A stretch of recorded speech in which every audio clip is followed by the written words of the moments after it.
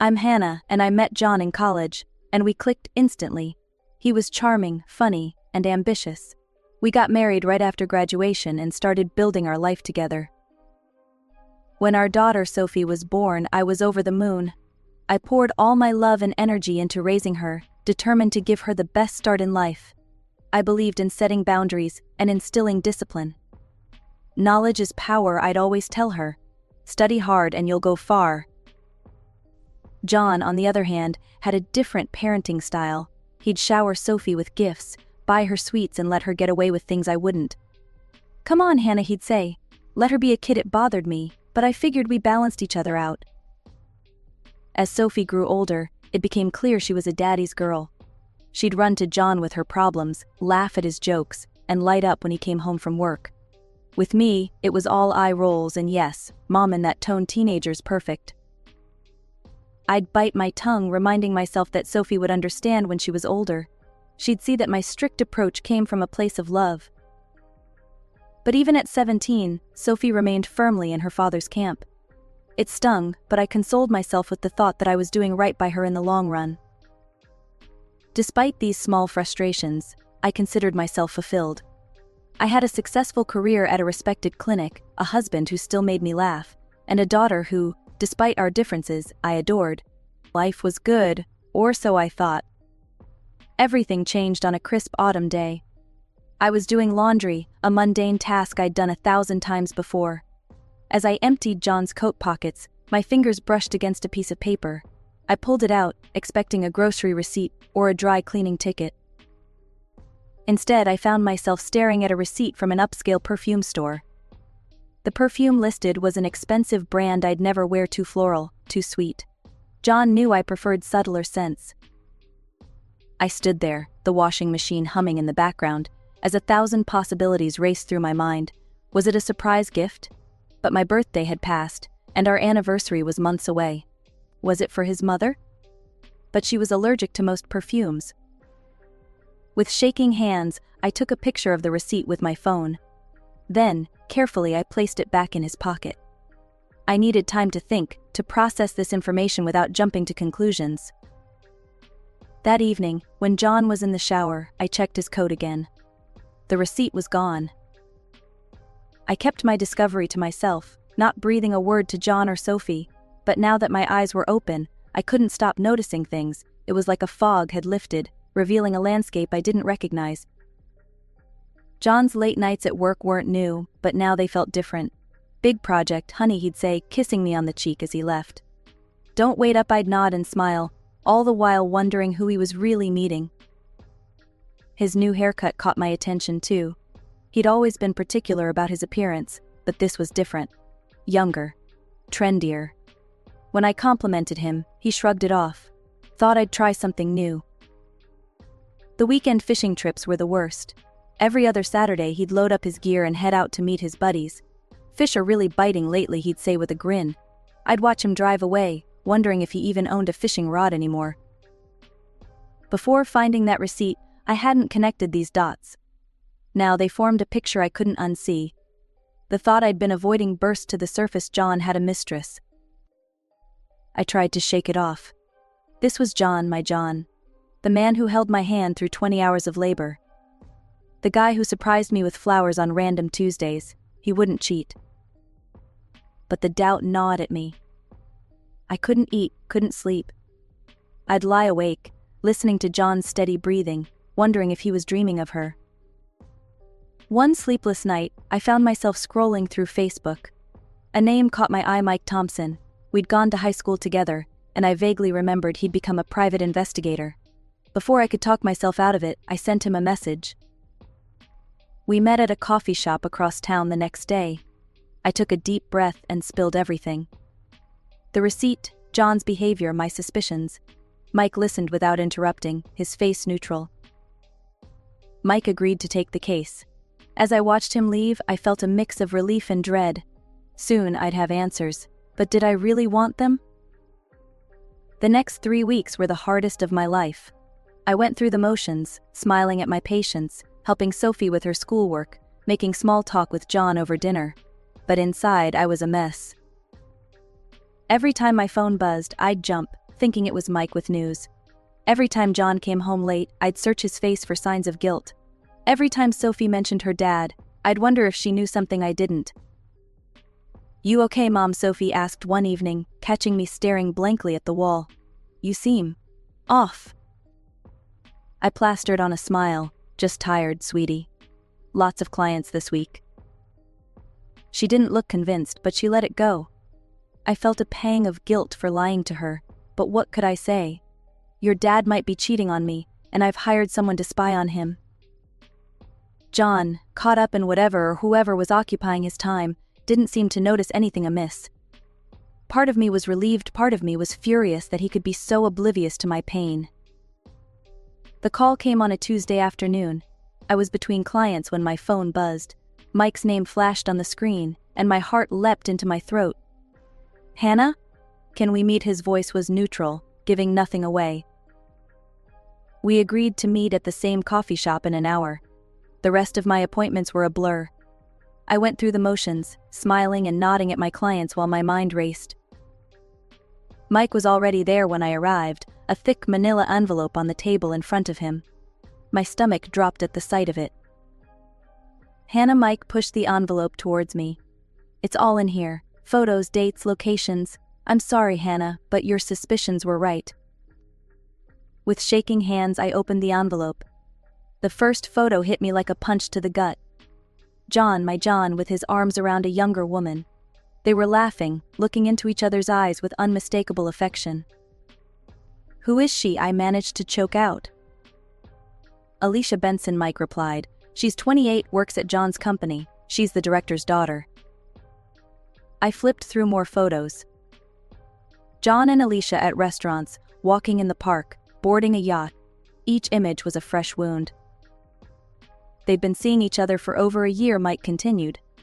"From what I've gathered, it's serious. They've talked about a future together."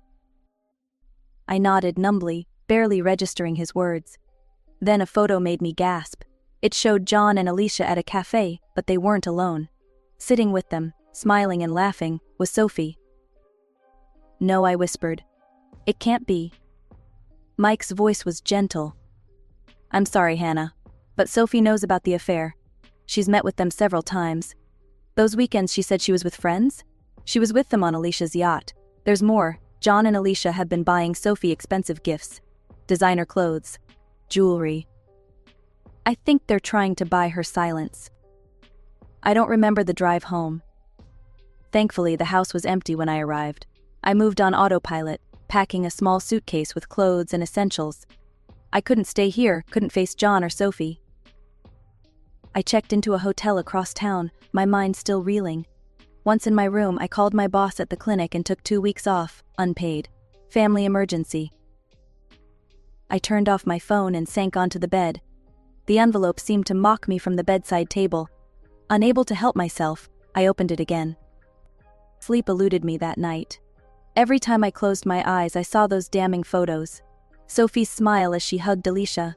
John's arm around them both. My anger, which had started as a slow simmer, began to boil over. For years I'd been the understanding one, the peacemaker, the one who bent over backwards to keep everyone happy. Well, I was done with that. My eyes fell on my laptop. Without really thinking, I opened it and logged into my bank account. There it was, Sophie's college fund. I'd been squirreling away money for years, determined to give her the best education possible. It was my way of showing love, even when she pushed me away. Now, looking at that balance, all I could think about was how Sophie had betrayed me. How she'd lied to my face, spent time with that woman, accepted her gifts. My daughter, who I'd sacrificed so much for, had stabbed me in the back. Suddenly, a memory surfaced. Years ago, before Sophie was born, I dreamed of opening my own cosmetology office. But then life happened: marriage, a baby, mortgage payments. My dream got pushed aside. I stared at the account balance. It was enough.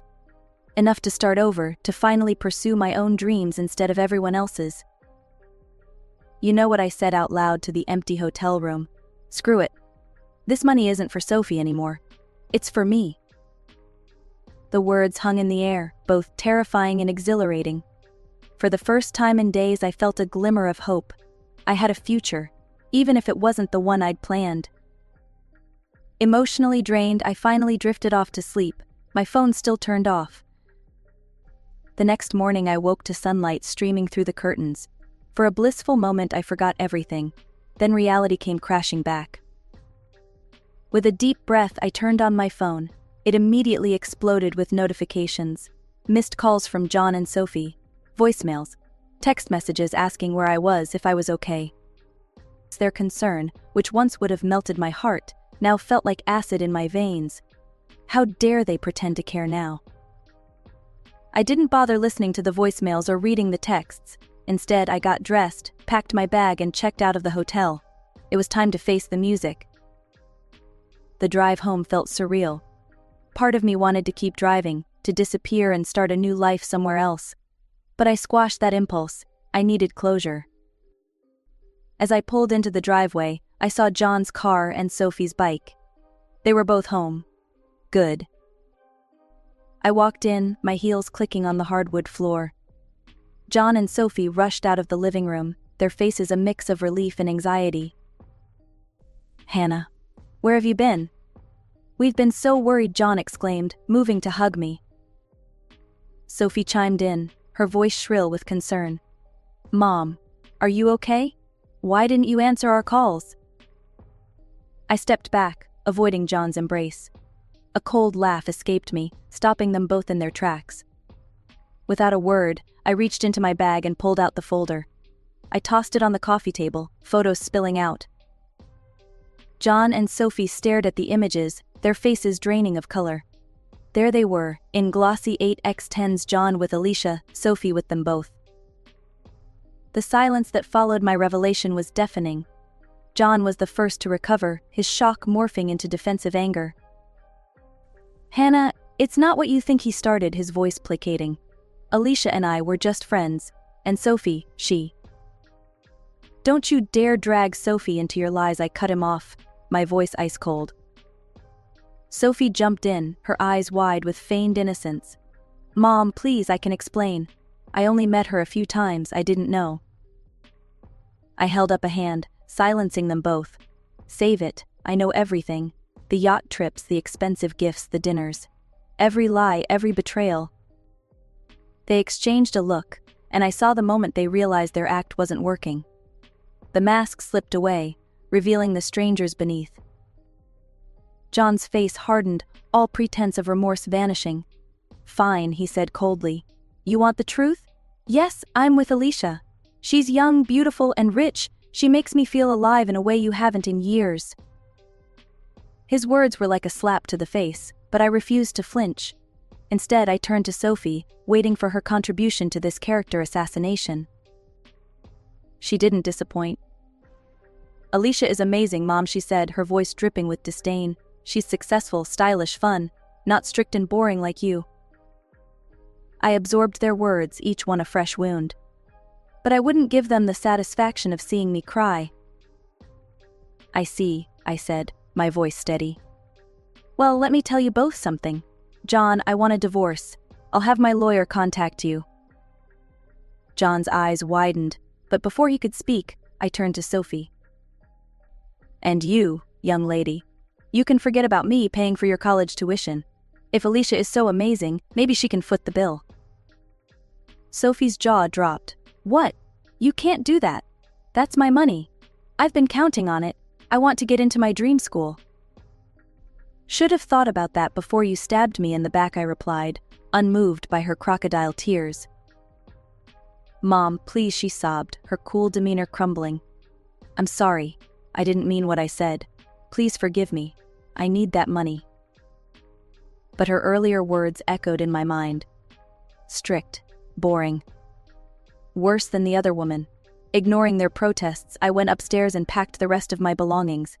As I came back down, suitcase in hand, John blocked my path. "Hannah, let's talk about this rationally," he said, his tone businesslike. "The house, our assets." "My lawyer will be in touch," I interrupted, pushing past him. "I'm done talking to you." The next few weeks passed in a blur. I found a small apartment and threw myself into the logistics of dismantling a 20-year marriage. I hired a lawyer and requested a mediator, determined to handle this divorce as cleanly as possible. The last thing I wanted was a drawn-out, messy court battle. Sophie called incessantly at first. When I didn't pick up, she resorted to texts, then emails. Each message was a mix of apology and demand. I read each one, my heart breaking anew every time. But I couldn't bring myself to respond. The wound was too fresh, the betrayal too deep. As the days turned into weeks, I found myself staring at my phone, Sophie's number on the screen. My finger would hover over the call button, a war raging inside me. Part of me yearned to hear her voice, to believe her apologies. But then I'd remember her cruel words, her secret meetings with John and Alicia, and I'd put the phone down. Days turned into weeks. Each meeting with John was a test of endurance, conducted in the sterile environment of our lawyers' offices. The man I once loved was now just another face across the conference table, all business and cold efficiency. One day, as I settled into my usual chair, the door opened and Sophie walked in behind John. My heart clenched at the sight of her, but her expression stopped any warm feelings cold. She looked at me with a mixture of condescension and triumph that took my breath away. "Hello, Mother," she said, her tone dripping with false sweetness. "I hope you don't mind me joining today." Before I could respond, she continued, "I just wanted to let you know that I won't be needing your pathetic money after all. Alicia has generously offered to pay for my education at any top college in the States." She paused, clearly savoring the moment. "Oh, and I'll be living with Dad and Alicia from now on. We're going to be one big, happy family." I felt the eyes of our lawyers and the mediator on me, waiting for my reaction. But I was too tired, too drained to feel much of anything anymore. I simply shrugged.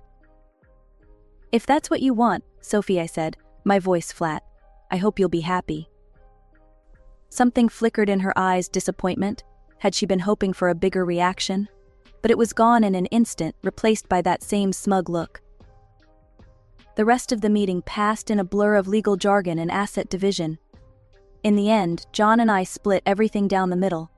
The house would be sold, with the proceeds divided equally between us. With my share from the house sale and the money I'd saved for Sophie's college fund, I had enough to make a fresh start. I found a small but cozy apartment and, after much soul-searching, decided to take a leap of faith. I quit my job at the clinic and threw myself into creating a business plan for my own cosmetology office. It was terrifying and exhilarating in equal measure. All those years of experience, all the dreams I'd put on hold, it was time to put them to use. Weeks of planning, renovating, and nervous anticipation followed. But finally, Hannah's Beauty Haven opened its doors. Those first few months were a whirlwind of long hours, social media marketing blitzes, and the slow but steady growth of my client base. In quiet moments, usually late at night when the day's work was done, I'd find myself scrolling through social media.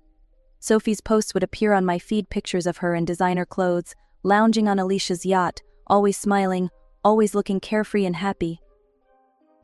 Each image was a knife to my heart. I'd wonder if she ever thought of me, if she missed me at all. When her 18th birthday rolled around, I sent her a message wishing her well. Same for her high school graduation. Both went unanswered. A year had passed since the divorce, and life had settled into a new rhythm. My cosmetology office, once just a dream, was now a thriving reality. The steady stream of loyal clients from my clinic days, combined with a growing number of new faces, kept me busier than I'd ever been. I'd even hired 2 assistants to help manage the workload. On a sunny Tuesday afternoon, as I was finishing up with a client, my phone buzzed. It was my cousin, Sarah. "Hannah, you won't believe what I just saw," she said, her voice a mix of concern and disbelief. "I was at the Meadowbrook supermarket, you know, the one on the other side of town, and I swear I saw Sophie working at the checkout." My heart skipped a beat. "Sophie? Are you sure?" "Positive." She looked different, thinner, tired, but it was definitely her. I thanked Sarah and hung up, my mind reeling. Sophie, working at a supermarket. What about college? What about Alicia's promise to fund her education? That night, after closing the office, I did something I hadn't done in months. I looked up Sophie's social media. What I found shocked me. All her glamorous photos with John and Alicia were gone. There were no updates, no college move-in pictures, nothing.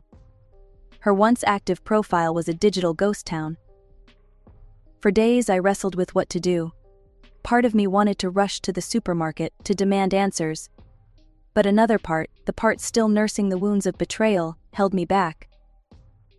Finally, on my day off, I couldn't take it anymore.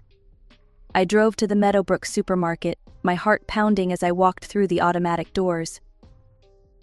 And there she was, Sophie, my baby girl, looking so different from the confident young woman who'd sneered at me in the lawyer's office.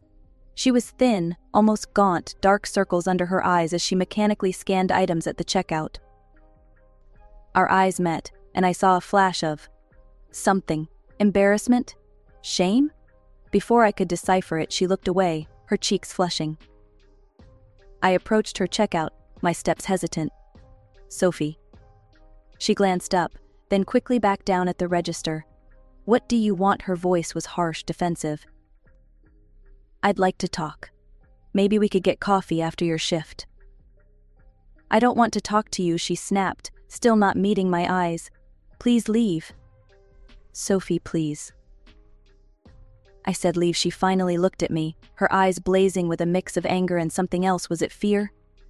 Stunned by her vehemence, I backed away. Other customers were starting to stare. With a heavy heart, I left the supermarket, climbing into my car with shaking hands. As I drove home, my mind was a whirlwind of questions. What had happened? Where were John and Alicia? Why wasn't Sophie in college? For days after, I waited for a call, a text, anything. But my phone remained stubbornly silent. I thought about going back to the supermarket, but Sophie's words rang in my ears. "I don't want to talk to you." Just as I was beginning to lose hope, my phone rang. An unknown number flashed on the screen. With a mix of trepidation and curiosity, I answered.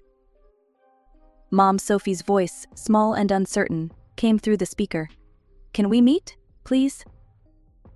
We agreed to meet at a small cafe near my office. As I waited, my mind raced with possibilities. When Sophie walked in, my breath caught. She looked so different from the glowing, confident girl in those yacht photos, so much older than her years. We sat in silence for a long moment, the weight of unsaid words hanging between us. Finally, Sophie spoke, her voice barely above a whisper. "I'm so sorry, Mom, for everything." And then, like a dam breaking, the story poured out of her. At first, living with John and Alicia had been a dream. Designer clothes, yacht trips, promises of a bright future. But the honeymoon period didn't last. Alicia started making comments, Sophie said, her eyes fixed on her untouched coffee. Little digs about how much space I took up, how expensive I was. Then she told Dad I couldn't live with them anymore, that there was no money for college. I gasped. "But your father?" Surely he didn't agree. Sophie's bitter laugh was answer enough. He said I was an adult now, that I needed to stand on my own 2 feet. "They kicked me out, Mom. I had nowhere to go." "Why didn't you call me?" I asked, reaching for her hand across the table. She pulled away, tears in her eyes. I was so ashamed.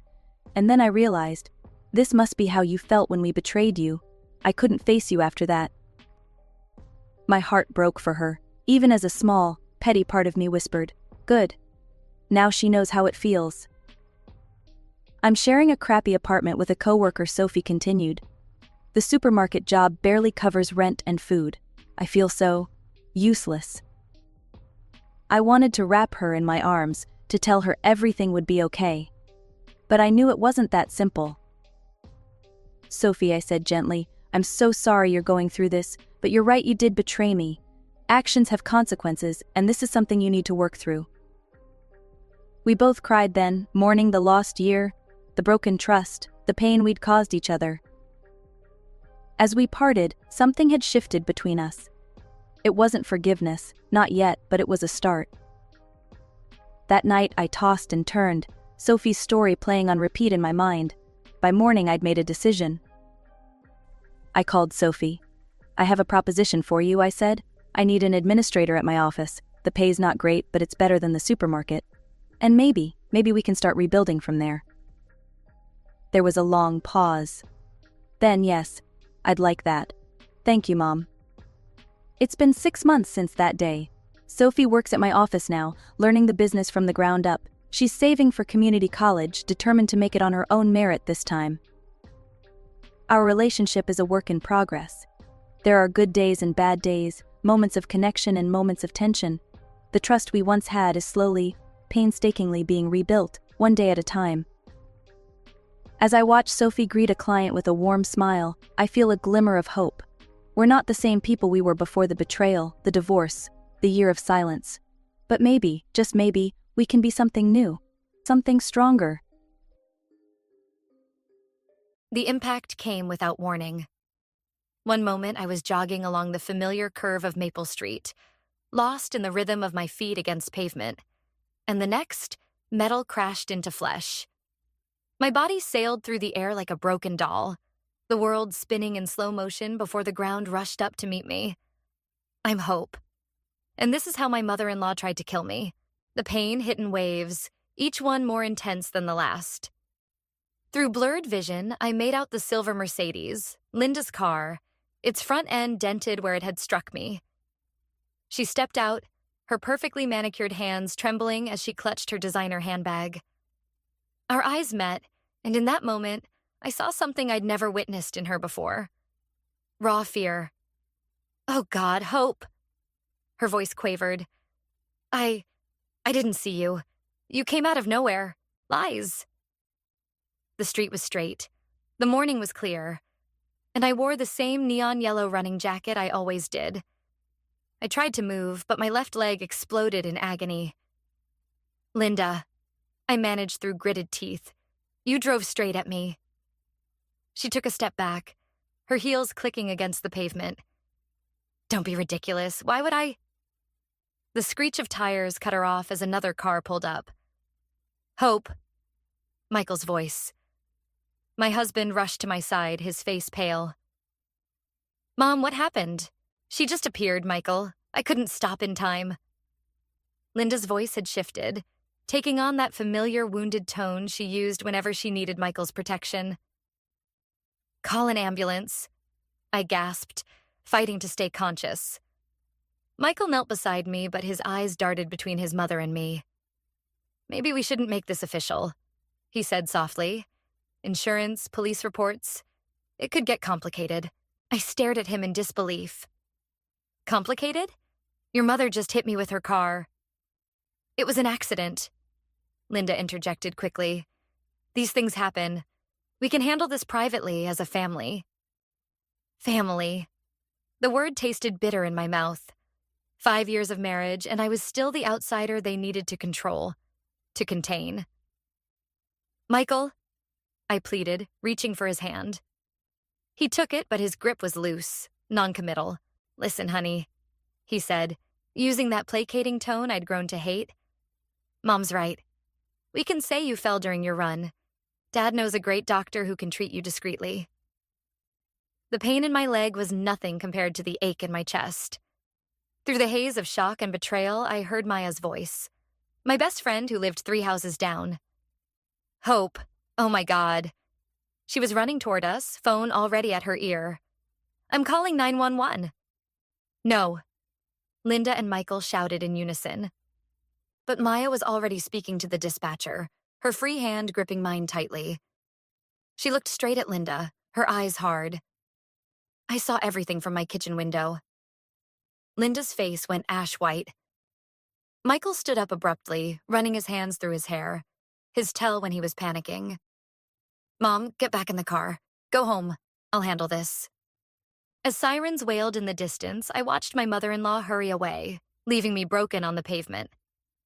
Michael paced, making frantic calls, probably to his father. Maya stayed beside me, her presence steady and sure. "You're going to be okay," she whispered, but her tone suggested she meant more than my physical injuries. I closed my eyes, feeling the rough asphalt beneath my palms.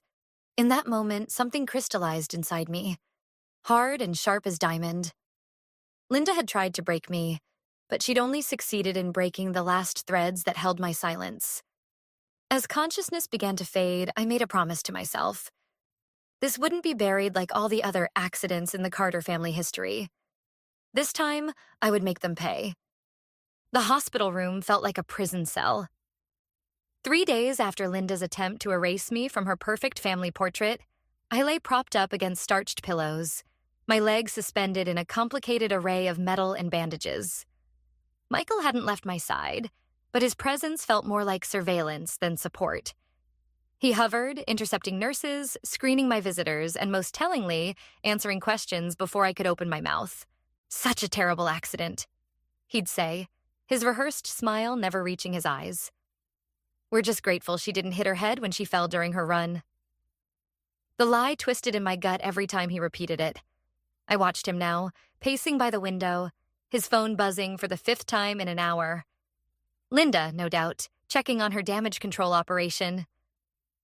"You should go home," I said. "Get some rest." He glanced at his phone. "Mom and Dad want to visit. They're worried about you. Worried about what I'll say, you mean." His jaw tightened. "Don't start, Hope. Not now." The memory of our first date floated up unbidden. Michael's easy laugh, the way he'd touched my hand across the table, how he'd stood up to Linda when she'd made that cutting remark about my humble teaching career. Where was that man now? A knock at the door saved us from another circular argument. Maya entered, carrying a tote bag and wearing the expression that meant she was about to cause trouble. "Hope needs to rest," Michael started, but Maya sailed past him. "Actually, what Hope needs is her statement taken by Officer Brooks. He's right outside." The color drained from Michael's face. "That won't be necessary. We've already..." "Already what?" Maya's voice could have frozen hell. "Already decided to cover up attempted murder? That's enough." Michael's shout surprised us all. "My mother would never..." "Your mother has been trying to drive Hope away since the day you married her," Maya cut in. "Remember the accidental food poisoning at Thanksgiving? The brake lines that mysteriously failed last summer?" I stared at Maya. I'd never connected those incidents before, had accepted the explanations Linda and Frank had provided. But now... "You're being ridiculous," Michael said, but his voice wavered. Another knock, and Officer Brooks stepped in, notebook already in hand. "Mrs. Anderson, I'd like to ask you a few questions about Monday morning's incident." Michael's phone buzzed again. He answered it, turning away. "Dad? Yeah, we have a situation." The next hour passed in a blur of questions and carefully worded answers. I told the truth. Mostly. Left out the years of subtle torment, the slow erosion of my confidence, the way Linda had systematically isolated me from Michael's affections. Some truths needed to wait. Frank arrived just as Officer Brooks was leaving. He filled the doorway with his imposing presence, every inch the successful businessman in his tailored suit. "Hope, dear." His voice dripped concern. "We're all so worried. The doctor I recommended..." "Isn't necessary," Maya interrupted. "Hope's receiving excellent care here." Frank's mask slipped for just a moment, revealing something cold and calculating beneath. "Family matters should stay within the family, don't you think, Mrs. Thompson?" "Funny," Maya replied. "I was just showing Hope some interesting security footage from my house. My cameras have a perfect view of Maple Street. The temperature in the room seemed to drop 10 degrees. Frank's hand tightened on his briefcase. Michael stopped his pacing. "Maya," I said quietly, "could you give us a minute?" She squeezed my hand before leaving, shooting a warning look at both men. "Hope," Frank began once we were alone, "you're part of this family now, and family protects its own. Surely you understand that what happened was unfortunate. But pursuing this will only hurt everyone involved." I thought of Linda's face just before she hit me, of Michael's immediate impulse to protect her, of all the accidents I'd dismissed over the years. "You're right, Frank," I said, watching relief flood his features. "Family does protect its own. I'm just starting to realize that I was never really part of yours." Michael made a strangled sound, but Frank merely nodded, as if I'd confirmed something he'd always known. "Be very careful about your next moves, Hope," he said softly. "Some games are more dangerous than others." As they left, I touched the phone Maya had slipped into my tote bag, containing what she'd called insurance. Whatever game the Carters were playing, they were about to learn I had a few moves of my own. The physical therapy room smelled of antiseptic and defeat. 2 weeks after leaving the hospital, I watched my reflection in the wall-length mirror as I gripped the parallel bars, my knuckles white with effort.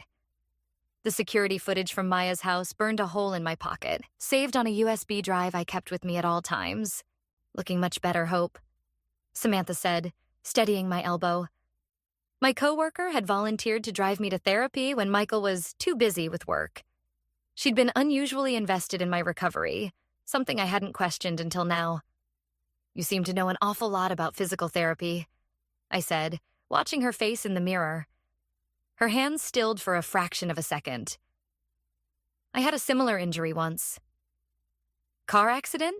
Something like that. Her tone carried weight, and when our eyes met in the mirror, I saw recognition there, the kind that comes from shared trauma. The therapy room door opened, and Linda swept in like a perfectly coiffed hurricane. Hope, darling, I've been trying to reach you. My grip tightened on the bars. Samantha's hand pressed firmly against my back, grounding me. What a pleasant surprise, Linda continued, her smile sharp as broken glass. And who might this be? I'm Samantha, Hope's friend. Linda's eyes narrowed. Friend? How lovely. Though I thought Maya was handling Hope's appointments.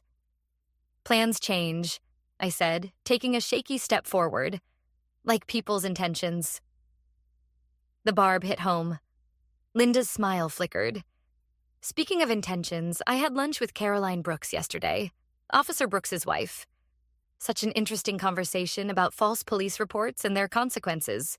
My stomach clenched, but before I could respond, Samantha spoke up. Mrs. Carter, I believe you know my uncle, Judge Reed. The color drained from Linda's face. Reed? You're Martin Reed's niece? The very same. He's very interested in local justice these days, especially cases involving pattern behavior. Linda's handbag creaked under her grip. Hope, we need to talk. Privately. Actually, I said, finding strength in Samantha's steady presence. I think we're done talking. You ungrateful. Linda caught herself, smoothing her expression. I've only ever wanted what's best for this family. Like you wanted what was best for Catherine? The name dropped like a bomb. Linda staggered back as if I'd struck her. Where did you hear that name? It's amazing what people remember when they start looking into old accidents, Samantha said quietly. Especially ones involving family members who suddenly disappeared. Linda's composure cracked. You have no idea what you're talking about. That situation was complicated. Was she complicated too, Linda? Michael's first fiancé? The one who had an accident 3 weeks before the wedding? You're just like her, Linda hissed, mask fully slipping now. Trying to turn my son against me. But you'll end up just like Catherine, gone and forgotten. Is that a threat? Samantha pulled out her phone, clearly recording. Linda's eyes darted between us, realization dawning. You planned this. No, Linda, you planned everything. The accident, the cover-up, probably every unfortunate incident that's happened since I married Michael. I just finally started paying attention. The door opened again, and Maya walked in with Officer Brooks. Perfect timing, Samantha said, stopping her recording. Linda backed toward the door. Frank will destroy you for this. Frank has his own problems, Maya replied. The FBI seems very interested in those offshore accounts he's been managing. I watched my mother-in-law's carefully constructed world crumble in real time. She fumbled for her phone, probably to warn Frank, but Officer Brooks stepped forward. Mrs. Carter, we need to discuss the events of Monday morning, and possibly several other incidents over the past few years. As they led Linda away, I sank onto a nearby bench, my leg throbbing. Samantha sat beside me, her presence both comforting and mysterious. Catherine was my cousin, she said softly. I've been waiting years to prove what Linda did to her. I thought of Michael, wondering if he knew about Catherine, if he'd been complicit then too. The weight of everything still to come pressed down on me, but for the first time since the accident, I felt something else. purpose. We're not done, I said, meeting Samantha's gaze. Are we? She shook her head. Linda's just the beginning. Frank's empire is built on buried secrets, and it's time they all came to light. I nodded, understanding now that my revenge had become something larger than myself. Then let's bring it all down. The envelope arrived on a Tuesday, hand-delivered to Maya's house where I'd been staying since Linda's arrest. Inside was a single photograph. Catherine, Michael's first fiancée, standing in front of the Carter family lake house. She was smiling, unaware that within weeks she'd vanish without a trace. On the back, in precise handwriting, "Some secrets stay buried. Ask about the boathouse." I set the photo on Maya's kitchen table where Samantha and Officer Brooks studied it. The morning light made everything feel too sharp, too real. Frank's handwriting. Samantha confirmed, her fingers tracing the edges. He's getting desperate. Officer Brooks leaned back, his coffee untouched. The lake house has been searched before. Nothing turned up, because they weren't looking in the right place, Maya said, entering with her laptop. I've been digging through building permits. The boathouse was renovated right after Catherine disappeared. New foundation, complete interior rebuild. My phone buzzed. Michael again. 37 missed calls since his mother's arrest. I let it ring. Hope. Samantha's voice was gentle but firm. We need to discuss Michael's involvement. The front door opened before I could respond. Eli, Maya's husband, rushed in. You need to see this. He turned on the TV where Frank stood at a podium outside the police station. These allegations against my wife are completely unfounded. His voice filled the room.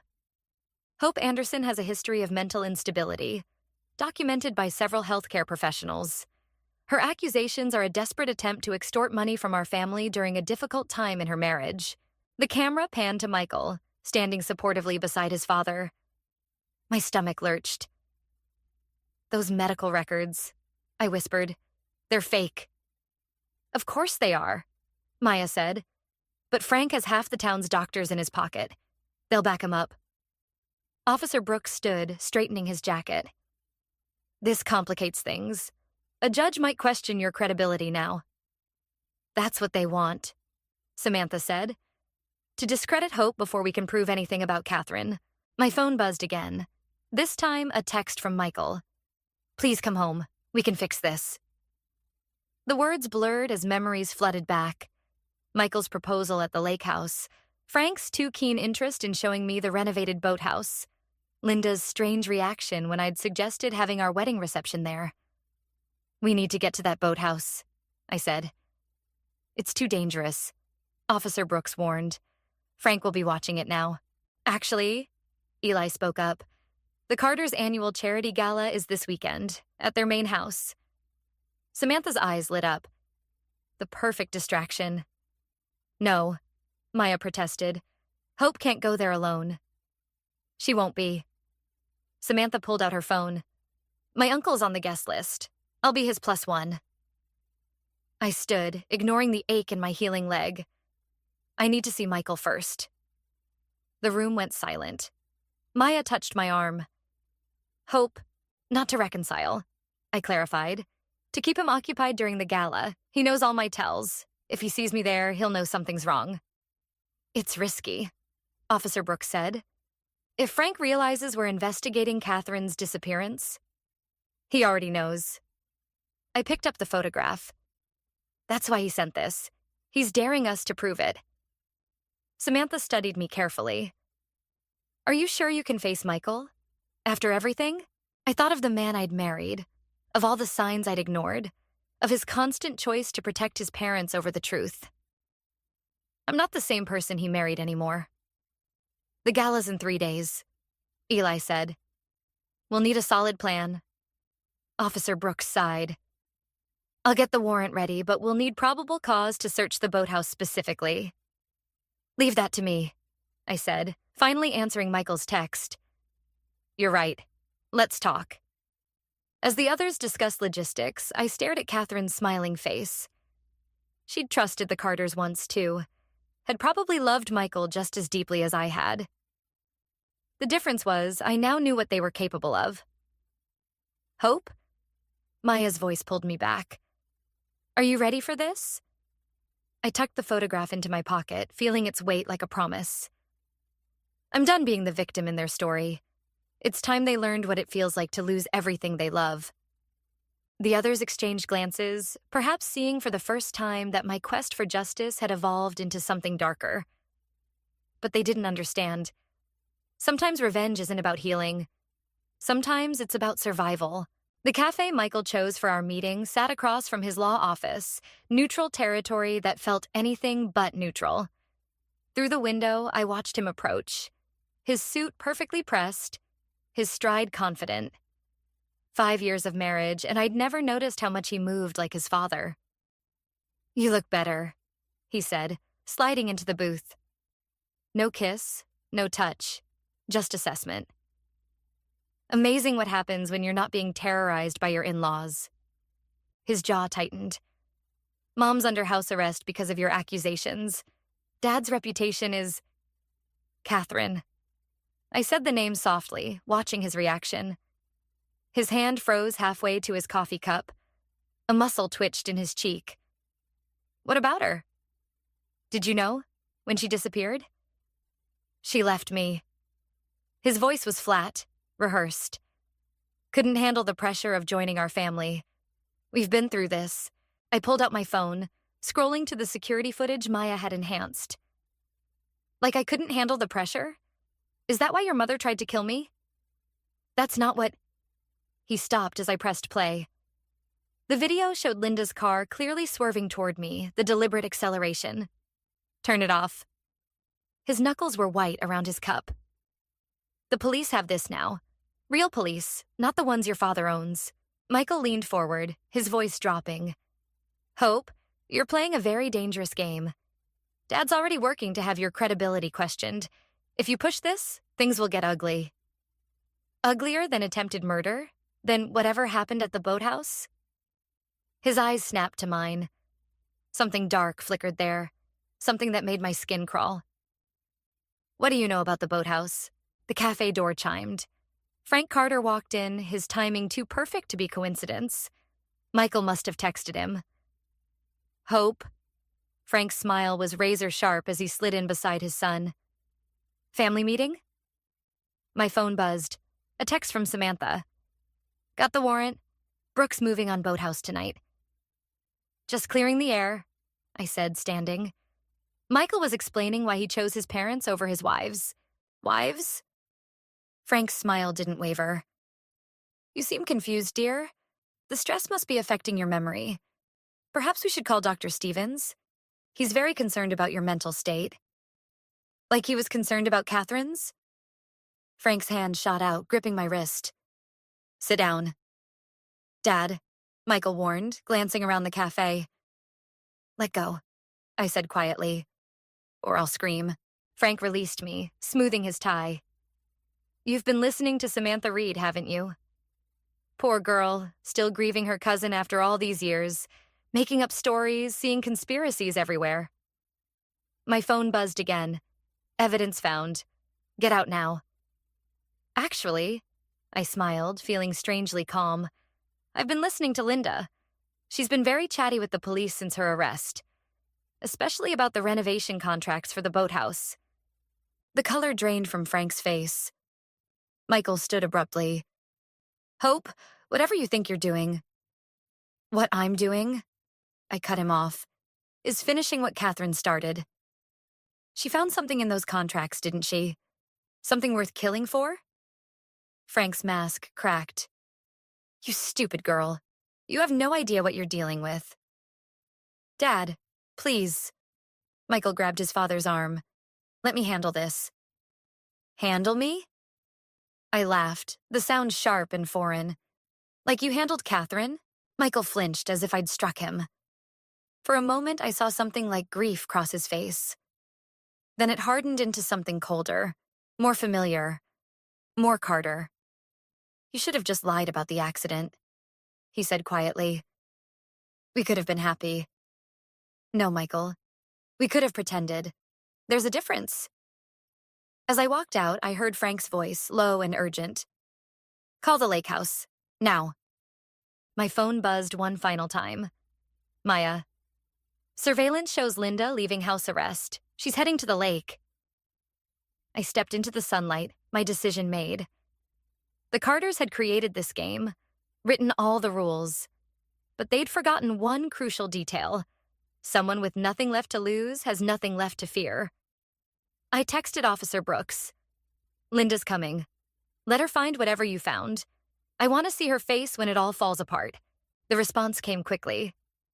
Be careful. These people are desperate. I smiled, thinking of Catherine's photograph, of Linda's car bearing down on me, of Michael's practiced lies. Good, I typed back. Desperate people make mistakes. And I was counting on it. The lake house loomed before me, its windows dark against the setting sun. Officer Brooks's police cruiser sat empty in the gravel driveway, its presence both reassuring and ominous. Maya's text had warned me not to come, but the surveillance footage showing Linda breaking house arrest to race here had made my decision inevitable. I found the front door unlocked. Inside, papers littered the floor. Someone had searched the place in a hurry. Following the chaos, I made my way toward the back of the house, toward the French doors leading to the boathouse. Hope. Samantha's voice, barely a whisper, stopped me. She emerged from the shadows, her face pale. You shouldn't be here. Where's Officer Brooks? Down at the boathouse with the forensics team. They found something in the foundation. Something that... A noise outside cut her off. We moved to the window. Linda's car pulled up beside Brooks's cruiser, but she wasn't alone. Frank was driving, Michael in the back seat. They're not supposed to be here, Samantha hissed. The warrant doesn't matter anymore, I said, watching Frank pull something from his jacket. A gun. Call for backup.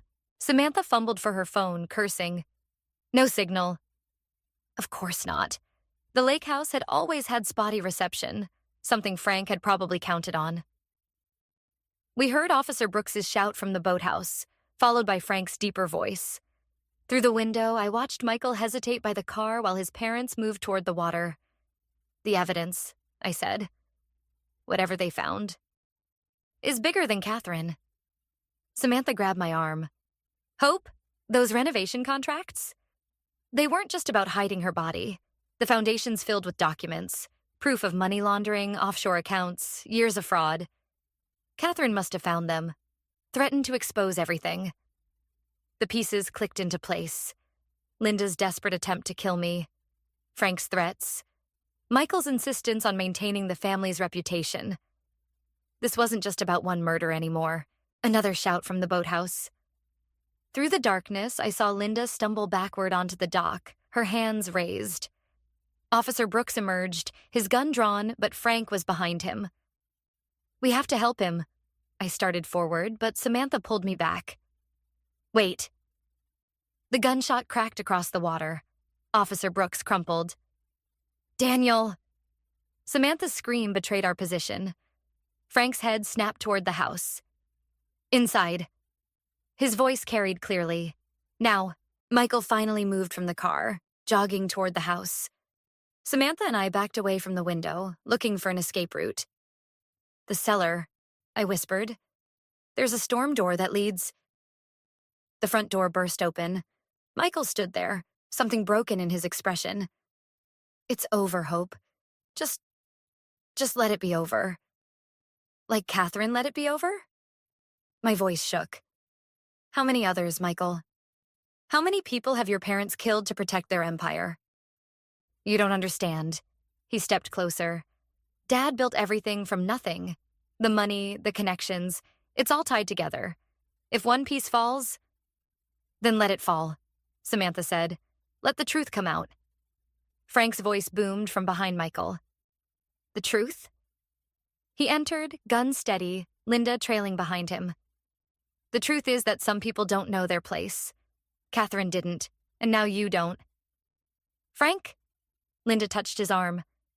Maybe we should... Shut up, he roared. Your weakness caused this. If you'd done what needed to be done that day on Maple Street, you ordered her to kill me? The realization hit like ice water. Your own daughter-in-law? You were getting too close, Michael said softly. Like Catherine, we tried to warn you. A noise from outside, car doors slamming. Frank moved to the window, cursing. Police. Someone must have heard the shot. Michael, Linda's voice cracked. Please, no more blood. But Michael wasn't looking at his mother. He was looking at me, and in his eyes I saw the same coldness I'd glimpsed in the cafe. The cellar, he said to his father. We can make it look like an accident. Both of them. As Frank grabbed Samantha and Michael reached for me, I realized my fatal mistake. I'd thought Michael was trapped by his parents' manipulation, a victim of their control. But he wasn't their victim. He was their masterpiece. Sirens wailed in the distance as Michael dragged me toward the cellar stairs. I did love you, he whispered, but family is forever. The cellar door creaked open, darkness yawning below, and for the first time since this all began, I felt truly afraid. The cellar air reeked of damp earth and old secrets. Michael's grip on my arm tightened as we descended the stairs, Frank following with Samantha. Linda hovered at the top, wringing her hands. The police will be here soon, she said. We need to hurry. Shut the door, Frank ordered.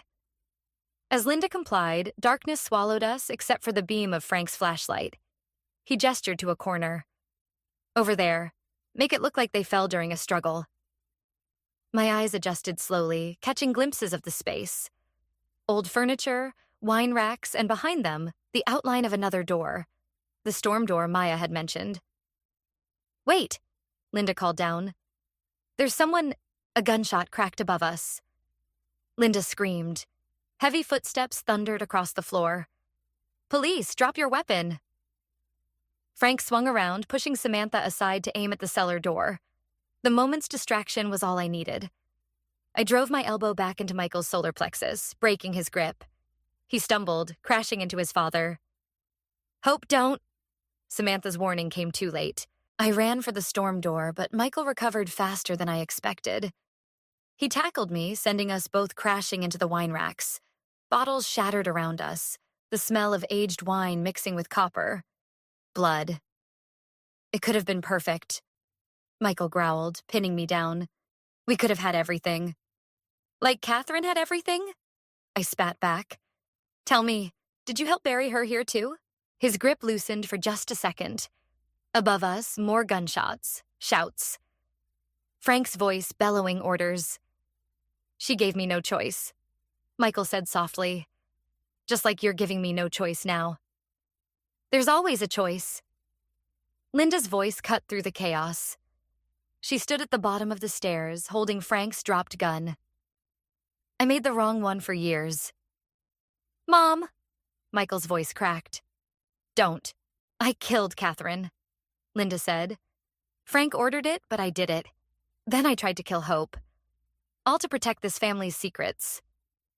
Her hand shook. No more. Frank appeared behind her, blood streaming from a cut on his forehead. Linda, think about what you're doing. I am. She stepped forward. Hope, Samantha, go, now. Michael's weight lifted as he moved toward his mother. You can't betray us.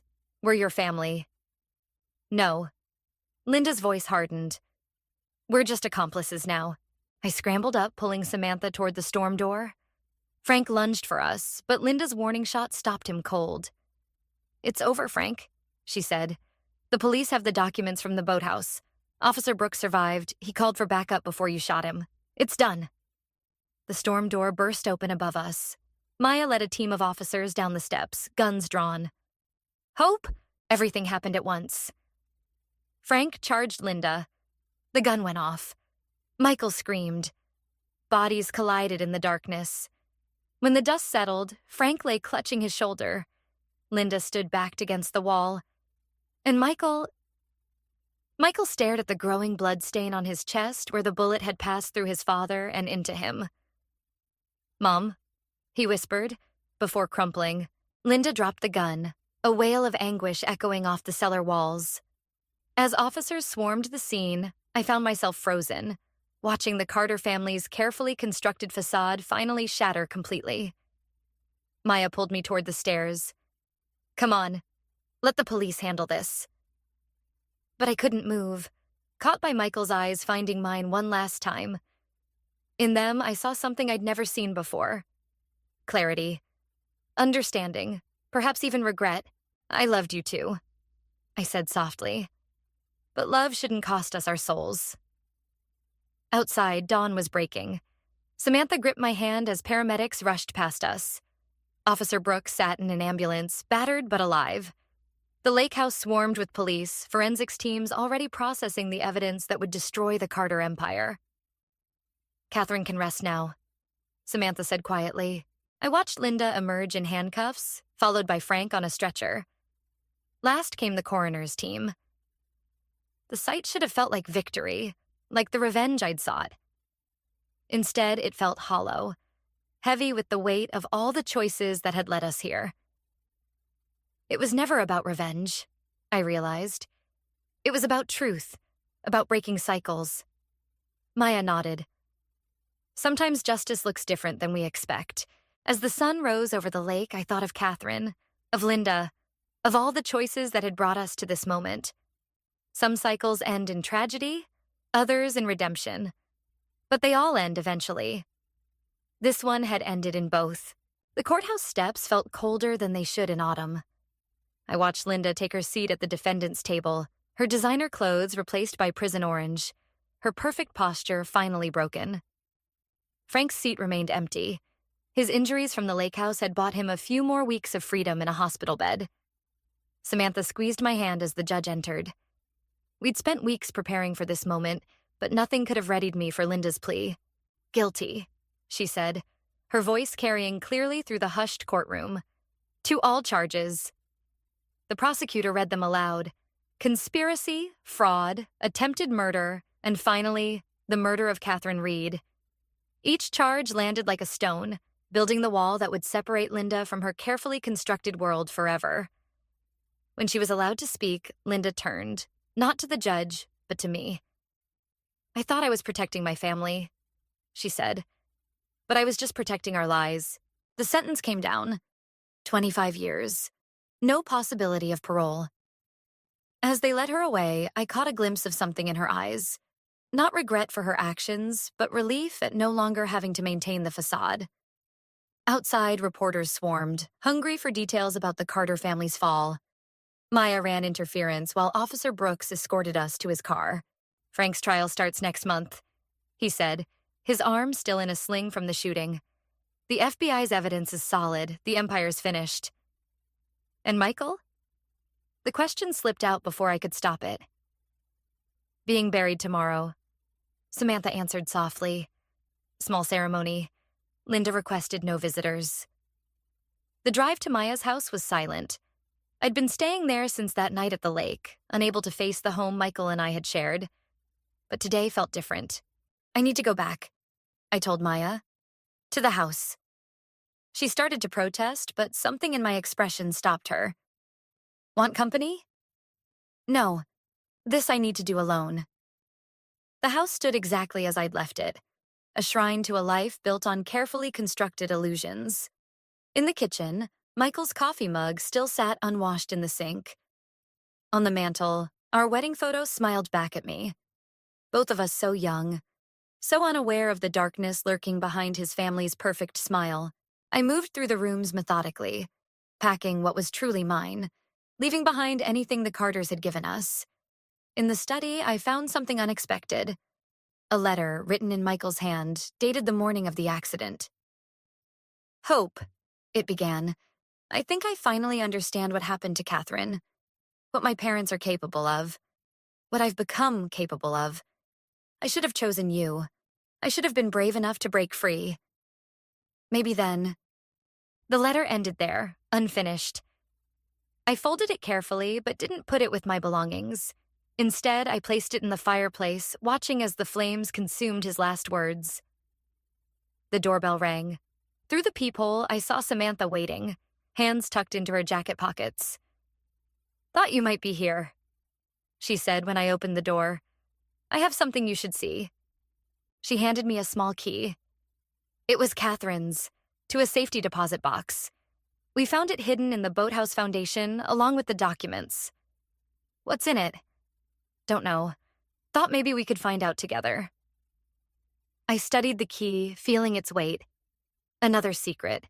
Another truth waiting to be uncovered. But for the first time since this all began, I felt no urgent need to know. "Some mysteries deserve to rest," I said, pressing the key back into her hand. Catherine led us to the truth she needed us to find. "That's enough." Samantha nodded slowly, understanding. "So what now?" I looked back at the house one last time. At the life I'd thought I wanted. At the revenge I'd thought would heal me. Now we stop letting the past define us. We live. As we walked away, I felt something shift. Not the clean break of revenge fulfilled, but something more complex. The Carters had built their empire on buried truths and broken lives. Its fall had cost me everything I thought I wanted, but had given me something I needed more. Freedom from the weight of secrets, from the poison of revenge. The truth I'd learned doesn't set you free, but facing it does. I didn't look back again. I'm Meryl, and I grew up in what you'd call an ordinary family. Mom and Dad were hardworking folks, trying their best to raise 2 girls. That's right, I had a younger sister, Sarah. She came into this world 5 years after me, and boy, did she shake things up. From the get-go, I was the good kid. Studied hard, got along with everyone, never caused trouble. Sarah? She was a whole different story. I remember this one time when I was 10 and Sarah was 5. We were at the grocery store with Mom and Sarah wanted some candy. "No, Sarah," Mom said firmly. "We've got plenty of snacks at home."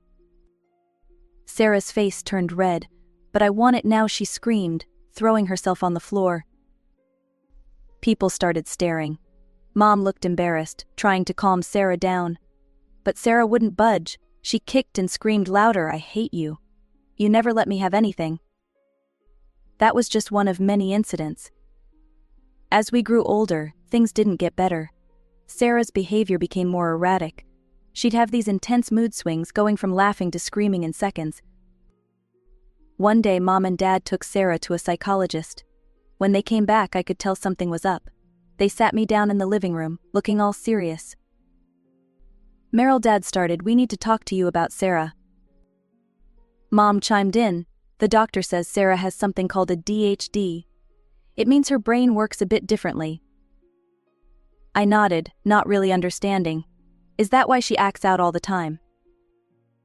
"Yes, sweetie," Mom said. "And we need your help. We have to be extra patient with Sarah now." Little did I know that conversation would set the tone for the next decade of my life. Everything became about Sarah, her needs, her moods, her outbursts. And me? I was expected to be the understanding older sister, always patient, always forgiving. But let me tell you, it wasn't easy. As Sarah's behavior got worse, my parents' attention shifted more and more towards her. They were so afraid of upsetting her that they started giving in to her every whim. Meanwhile, I was left to fend for myself. Don't get me wrong, I wasn't neglected. But compared to the constant attention Sarah got, it felt like I was invisible sometimes. As the years went by, Sarah's behavior became a roller coaster ride. One week, she'd be almost normal, helping with chores, doing her homework, even being nice to me. But it never lasted. I remember one afternoon when I was 16. I came home from school to find Sarah sitting at the kitchen table, actually doing her math homework. "Hey, Sarah," I said, surprised. "How's it going?" She looked up and smiled. "Pretty good. I think I'm finally getting this algebra stuff." For a moment, I felt a glimmer of hope. Maybe things were finally turning around. But a week later, that hope was shattered. I was in my room studying when I heard a crash downstairs. Sarah was screaming at Mom. "I don't care about stupid school. You can't make me go then," came the sound of breaking glass. I sighed and put my headphones on. Just another day in our house. When I turned 17, things got even worse. I was trying to prepare for college applications, but Sarah seemed determined to make it impossible. One evening I was at my desk, deep in a practice SAT test. Suddenly, ear-splitting music blasted through the walls. I stormed into Sarah's room. "Can you turn that down? I'm trying to study." "Boo-hoo," she mocked. "Poor Meryl needs to study." "Well, I need to listen to music. Deal with it." I went to our parents, hoping they'd intervene. But their response left me speechless. "Honey," Mom said, "you know your sister has trouble controlling herself. Try to be understanding." Dad nodded. "Maybe you could study at the library? We don't want to upset Sarah." I couldn't believe it. "But what about me? Don't my needs matter?" Mom patted my hand. "Of course they do, sweetie. But Sarah's condition makes things difficult for her. We all need to make allowances." I went back to my room, fuming. It was always about Sarah, always. A few weeks later, Sarah dropped a bombshell at dinner. "I want to go live with Grandma," she announced. Mom and Dad exchanged worried looks. "Are you sure?" Honey, Mom asked. "That's a big change." Sarah nodded. "Grandma said I could come any time. She'll let me do whatever I want." I held my breath, hardly daring to hope. To my surprise, my parents agreed. "Maybe a change of scenery would be good for everyone," Dad said. As Sarah packed her bags, she cornered me in the hallway. "Don't think you're getting rid of me," she hissed. "Grandma's loaded, you know. She'll spoil me rotten and leave me everything in her will. You'll be working your ass off in college while I'm set for life." I just rolled my eyes. "Whatever, Sarah. Just go." For the next 6 months, our house was peaceful. I could finally focus on my studies without constant interruptions. I aced my SATs and got accepted into a public college in another city. I'd been in college for a few months when I got the call. It was Mom, and she sounded exhausted. "It's Sarah, she's back home. Your grandmother, she couldn't handle Sarah anymore. Said she was too disobedient, always causing trouble. She even blamed us for bad parenting. Now she won't talk to any of us." I closed my eyes, feeling a mix of frustration and pity. "I'm sorry, Mom. That must be tough." "It is," she admitted. "We're trying everything. Taking her to a new psychologist, giving her whatever she wants. We're hoping it'll help." Then came the kicker. "Meryl, sweetie, about your college expenses, we can't help you anymore. All our money is going towards Sarah's treatment and, well, her demands. You'll need to support yourself from now on." After we hung up, I just sat there trying to process it all. Once again, Sarah had managed to upend my life without even being present. But I wasn't about to let this derail me. I found a part-time job at a local diner and called my grandmother. "Of course I'll help you," dear Grandma said when I explained the situation. "It's the least I can do after everything you've been through." True to her word, Grandma started sending me money for rent and even visited me a few times. During one of her visits, we had a heart-to-heart. "You know, Meryl," she said, sipping her tea, "I feel guilty about Sarah. I thought I could handle her, but still I'm glad I can help you. You deserve it, sweetheart." Those years in college were tough, but also liberating. For the first time, I was free from Sarah's shadow. I made friends, studied hard, and even started dating a bit. After graduation, I landed a job in the same city and decided to stay. It felt good to have my own life, away from the chaos at home.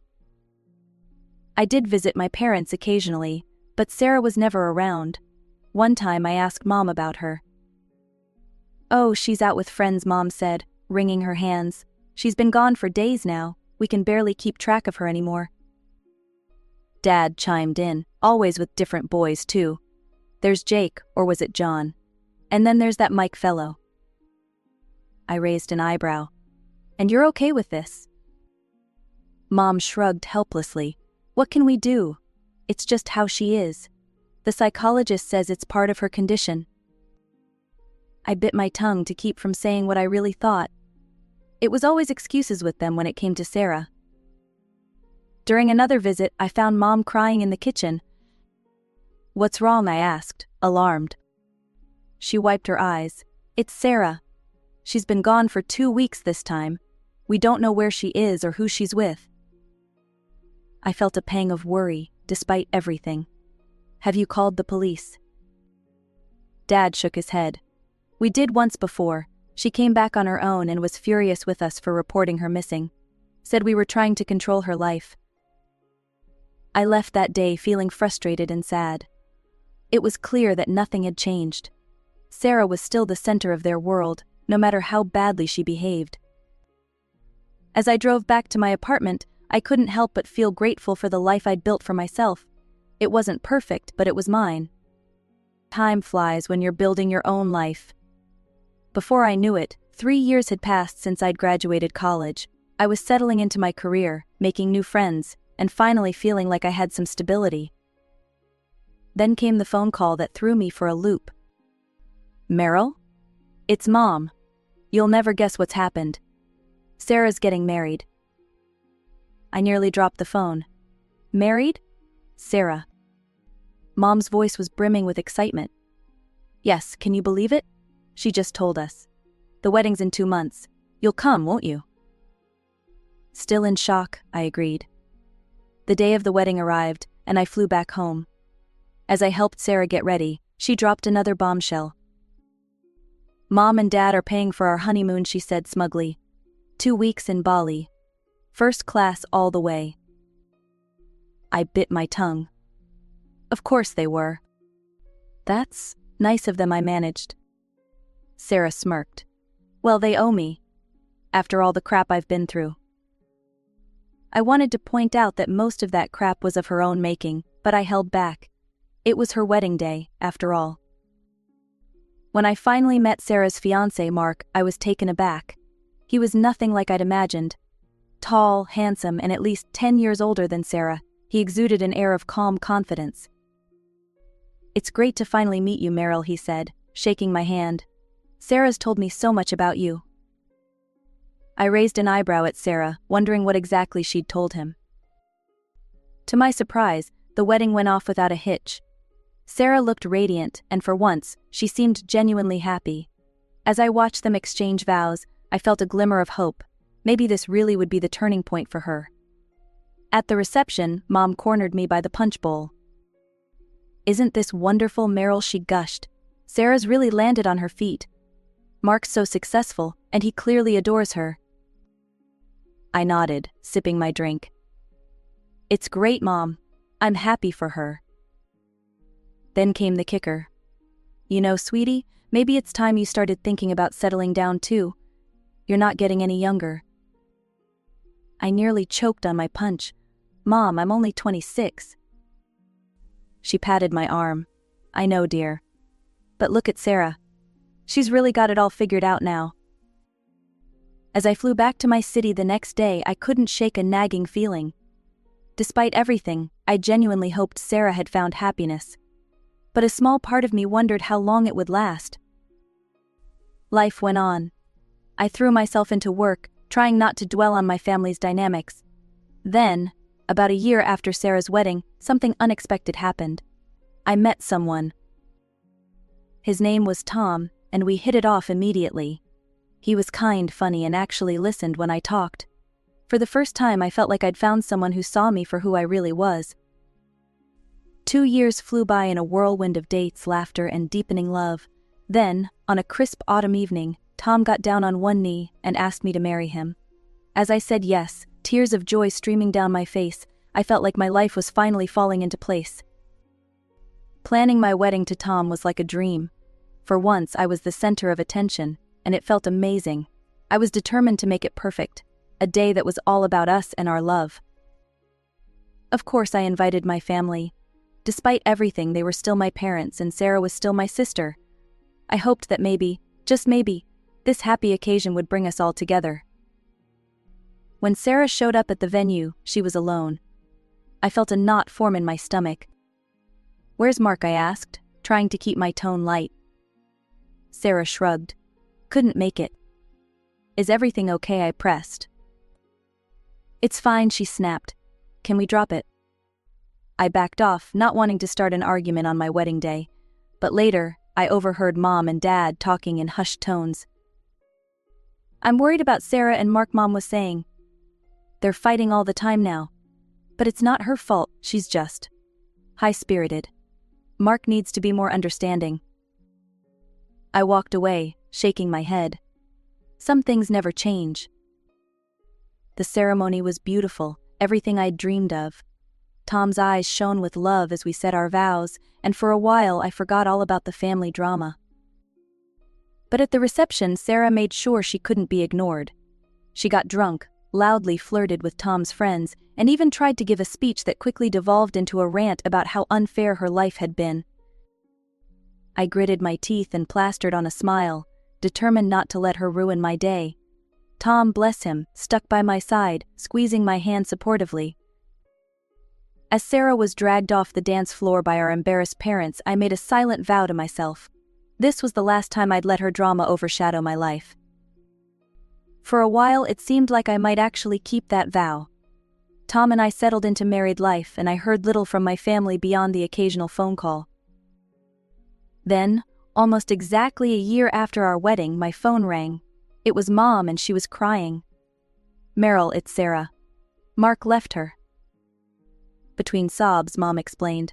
Mark had found out about Sarah's multiple affairs and filed for divorce. She was devastated, they said, acting out worse than ever.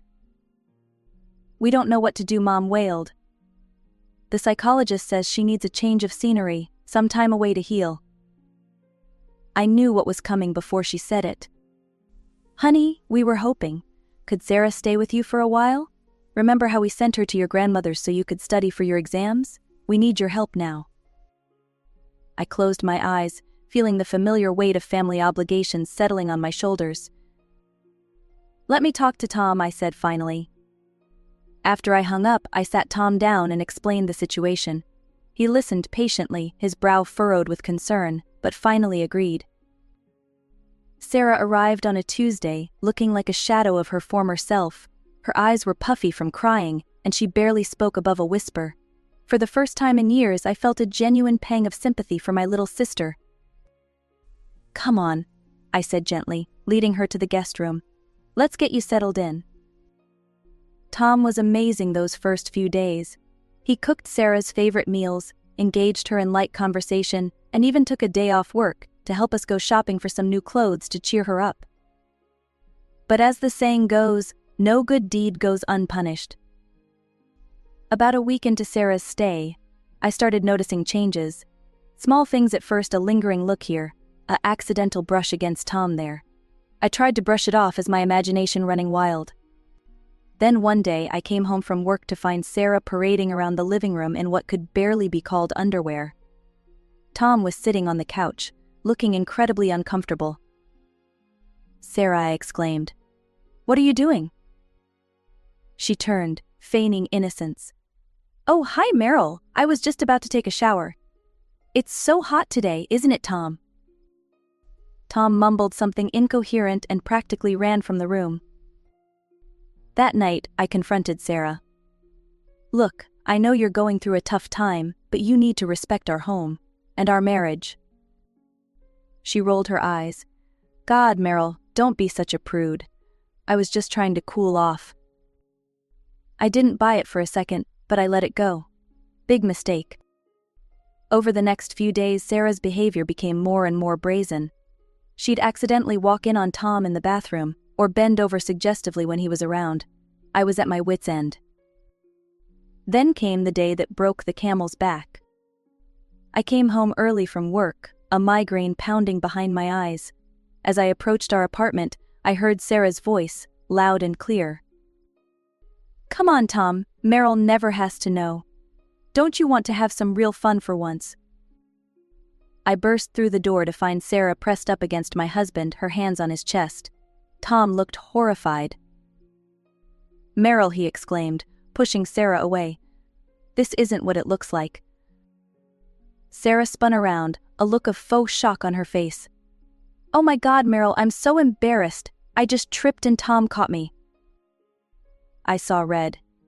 "Get out," I said, my voice dangerously low. "Pack your things and get the hell out of my house. Now." Sarah's face contorted with rage. "Fine, I never wanted to stay in this dump anyway. You're pathetic, Meryl. Always so boring, so frigid. She turned to Tom, who was standing there in shock. You could do so much better than her, you know. A hot piece like me instead of Ice Queen Meryl. I grabbed her arm and dragged her to the guest room. You have 5 minutes to pack, or I'm throwing your stuff out the window. As Sarah scrambled to gather her things, hurling insults the whole time, I turned to Tom. He looked devastated. Meryl, I swear nothing happened. She's been trying for days, but I would never. I cut him off with a hug. I know. I trust you. I'm so sorry I put you through this. We held each other as we listened to Sarah's continued tirade. Finally, she emerged from the room, suitcase in hand. You'll regret this, she spat. Both of you. As the door slammed behind her, I felt a weight lift off my shoulders. As we stood there in our now quiet apartment, I realized something. The family I'd spent my whole life trying to please, trying to fix, they weren't my real family anymore. Tom was. And it was time I started putting our life, our marriage, first. I hadn't even finished my first cup of coffee the next morning when my phone rang.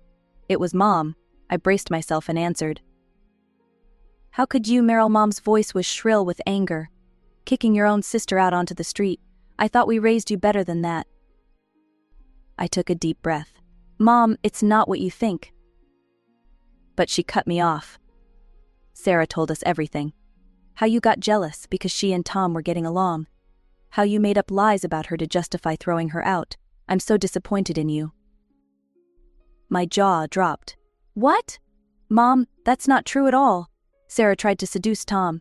She was walking around half naked, throwing herself at him. She even propositioned him. There was a pause.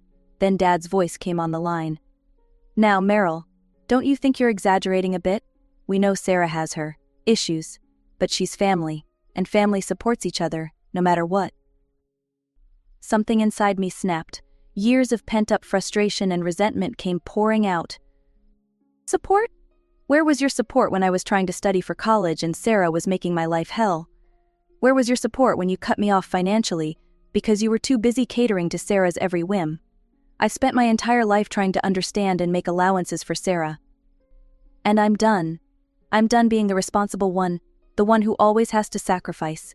You raised her to be this way, and now you can deal with the consequences. There was a stunned silence on the other end of the line. Then Dad spoke, his voice cold. If that's how you feel, maybe it's best we don't speak for a while. And don't be surprised if the rest of the family feels the same way once they hear about this. I laughed bitterly. Is that supposed to be a threat? Go ahead. Tell them whatever version of the story makes you feel better about your parenting failures. I hung up. True to my parents' word, the calls started coming in. Aunts, uncles, cousins, all of them expressing their shock and disappointment in my cruel treatment of Sarah. How could you abandon your sister in her time of need? My Aunt Linda scolded. I always knew you were jealous of Sarah, but this is a new low, cousin Mike messaged me. I tried explaining the truth to the first few, but it quickly became clear that their minds were made up. Sarah and my parents had spun a tale of my jealousy and cruelty, and the family had lapped it up. The final straw came when I logged onto Facebook. There, in black and white, was a post from Sarah. Heartbroken. My own sister threw me out when I needed her most. I guess blood isn't always thicker than water. Family drama betrayed. The comments were a cesspool of family members and old acquaintances expressing their sympathy for Sarah and their disgust with me. My finger hovered over the keyboard. I could respond, tell my side of the story. But what was the point? They'd already made up their minds. With a heavy heart, I began blocking numbers and unfriending relatives on social media. It hurt, cutting ties with people I'd known my whole life. But as I looked over at Tom, who had stayed by my side through all of this, I knew I was making the right choice. In the weeks that followed the fallout with my family, I felt like I was walking through a fog. The pain of being ostracized by my own relatives was raw and ever-present, but amidst the darkness, there was one beacon of light: my grandmother. Meryl, dear, she said during one of our weekly phone calls, I want you to know that I believe you. I know Sarah, and I know you. You did the right thing. Tears welled up in my eyes. Thanks, Grandma. You don't know how much that means to me. She chuckled softly. Oh, I think I do. Now tell me about your week. How's that wonderful husband of yours? And just like that, life went on. Tom and I settled into a peaceful routine, free from the drama that had plagued us for so long. We traveled, pursued our careers, and even started talking about starting a family of our own. Months passed, then a year. I heard snippets about my family through the grapevine. Sarah had moved back in with our parents, apparently unable to support herself after the divorce. But I pushed those thoughts aside, focusing on my own life. Then, on a quiet Sunday afternoon, my phone rang. It was a number I hadn't seen in over a year, my parents. Against my better judgment, I answered. Hello. Meryl, it was my mother, her voice choked with tears. Meryl, we need your help. A familiar weight settled in my stomach. What's wrong? Between sobs, she explained. Sarah had spiraled out of control. She was bringing strange men home, throwing wild parties, and had even physically threatened our parents when they tried to intervene. She kicked us out. Meryl, Dad's voice came on the line. We're staying at a motel. We don't know what to do. Can you come talk to her? Maybe she'll listen to you? I closed my eyes, feeling a mix of emotions wash over me, anger, pity, frustration, but mostly I felt nothing. No, I said quietly. I can't. But Meryl, Mom started. I cut her off. No, Mom, I'm done. I've spent my entire life cleaning up Sarah's messes, making excuses for her behavior, and when I finally stood up for myself, you all turned your backs on me. This is your problem now. You raised her, you enabled her. Now you have to deal with the consequences. Before they could respond, I hung up. Then, with a sense of finality, I blocked their numbers. Tom found me on the couch a little while later, staring into space. Everything okay? He asked, concern in his voice. I looked up at him and smiled. Really smiled. You know what? It is. For the first time in my life, I think everything is actually okay. As we sat there, I felt a sense of peace wash over me. Yes, I had lost the family I was born into, but I had gained so much more. I had Tom, my rock and my partner. I had my grandmother who loved me unconditionally. And most importantly, I had myself stronger and more self-assured than ever before. The next day, I called my grandmother. Hey, Grandma, how would you like to come visit for a while? Tom and I were thinking of redecorating the guest room, and we could use your expert eye. Her joy was palpable through the phone. Oh, Meryl, I'd love to. When should I come? As I hung up, making plans for my grandmother's visit, I realized something. This was what family should be. People who support you, love you, and bring joy to your life. Isabella Martinez, that's my name. I never knew my dad, but honestly, I didn't feel like I was missing out on much. Mom worked her ass off to keep food on the table and a roof over our heads. From as early as I can remember, I was helping around the house. Dishes, laundry, you name it. Mom always said, Bella, you gotta learn to take care of yourself. The world ain't gonna do it for you. Those words stuck with me. Our apartment was small, but it was home. The sound of Mom's ancient sewing machine was the soundtrack to my childhood. She'd stay up late, mending clothes for extra cash. I'd often fall asleep to its rhythmic hum. What did I like? Computers. It started when our school got a bunch of donated PCs. Most kids used them for games, but I was fascinated by what made them tick. I'd stay after school, tinkering, learning. One day, Mr. Johnson, the IT teacher, caught me trying to install some video editing software. What are you up to, Isabella? He asked, eyebrow raised. I froze, thinking I was in trouble. I just wanted to learn how to edit videos. Instead of getting mad, he smiled. Well, why didn't you say so? Let me show you a few tricks. From then on, every Tuesday and Thursday after school, Mr. Johnson would teach me the ins and outs of video editing. At home, I'd practice on our old, wheezing computer. As high school graduation approached, reality hit hard. College wasn't in the cards for me. The day after graduation, I marched into WKLP, our local TV station. The receptionist looked at me like I was crazy when I asked about job openings, but pointed me towards the HR office. 3 interviews and 1 practical test later, I had my first real job. Assistant video editor. The pay wasn't great, but it was a start. For the next 2 years, I worked my ass off. Weekdays at the station, weekends doing freelance gigs. Every penny I could spare went into my college fund. It was exhausting, but I was determined. Then, on a rare night out with Lisa and Carlos, everything changed. We were at this house party, some friend of a friend thing. That's where I met him, Ryan Thompson. He wasn't what you'd call classically handsome. Kinda nerdy, with thick-rimmed glasses and a slightly crooked smile. But when he started talking about his work in software development, his whole face lit up. I was intrigued. As the party wound down, Ryan asked for my number. I hesitated for a second, then thought, what the hell, and gave it to him. The next few months were like a whirlwind. Ryan and I started dating, and it was nice. Different from what I expected, but in a good way. One night, as we were walking home from a movie, Ryan proposed to me, and I agreed. The wedding was small but beautiful. My mom cried happy tears, and Ryan's parents, Linda and Robert, well, they surprised me. I'd been nervous about meeting them, given the whole wealthy family thing. But they were warm and welcoming from the start. The first 2 years of our marriage were good. Not perfect, but good. We had our own place, a cozy apartment not far from the TV station where I still worked. Ryan had his job at some big tech firm, and things were comfortable. We traveled a bit, mostly weekend trips around the country. It was more than I'd ever done growing up, and I loved every minute of it. Seeing new places, trying new foods, it was like a whole new world had opened up to me. But then, things started to change. It started with the little things. Ryan would sigh when I talked about work, or roll his eyes when I got excited about a new editing technique I'd learned. Then more. The first time he made an excuse not to take me to a work party, I didn't think much of it. It's just a boring office thing, he said.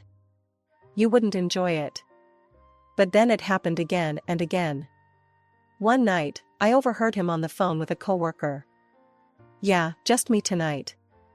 You know how it is. Bella's not really into these kinds of events. I felt like I'd been punched in the gut. Not into these events? He'd never even given me a chance. That night, I confronted him. Ryan, why don't you want me to come to your work events anymore? So you're ashamed of me? No, it's not that. It's just, sometimes it's hard for you to keep up with the conversations, you know? I don't want you to feel out of place. His words stung, but a part of me wondered if he was right. Maybe I did need to step up my game. So, I made a decision. I was going to go back to school.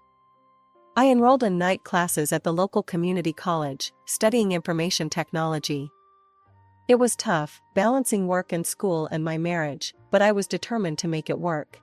But even as I worked my ass off to improve myself, things with Ryan kept getting worse.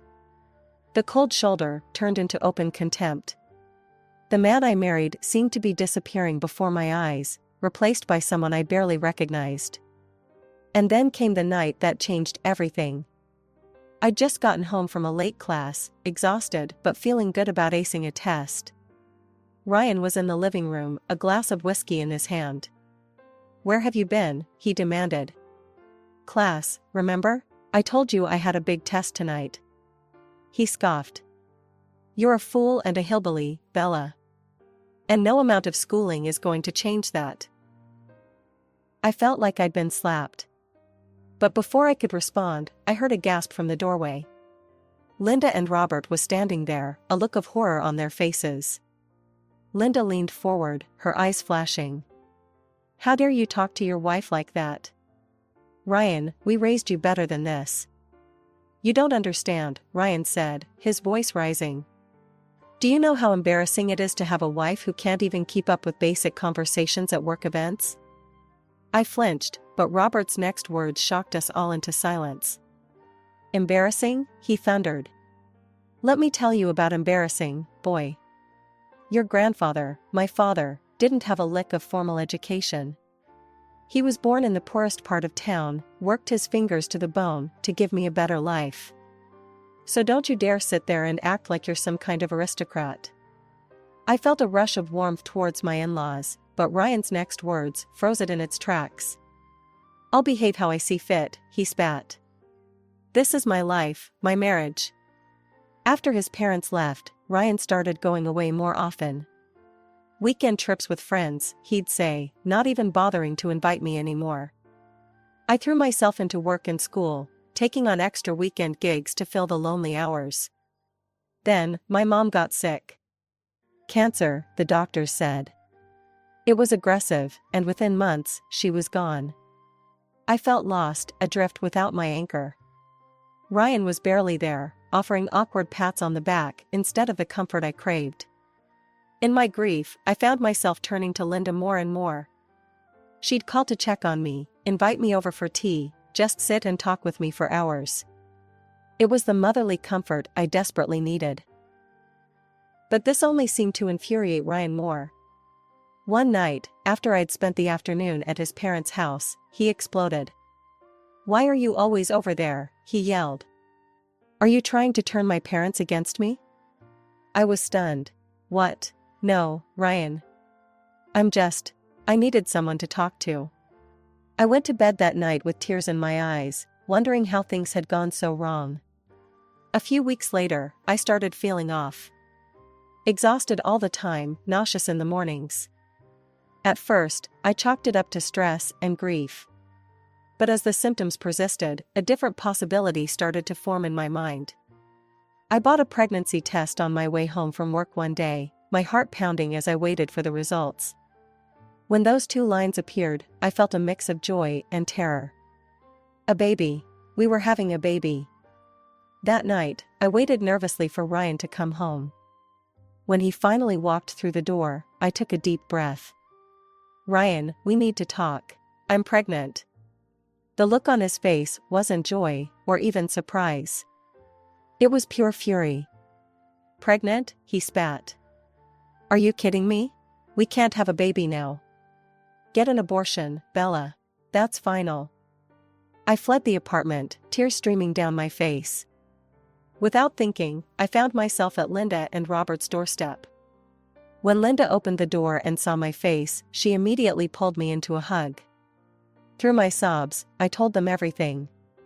About the pregnancy, about Ryan's reaction.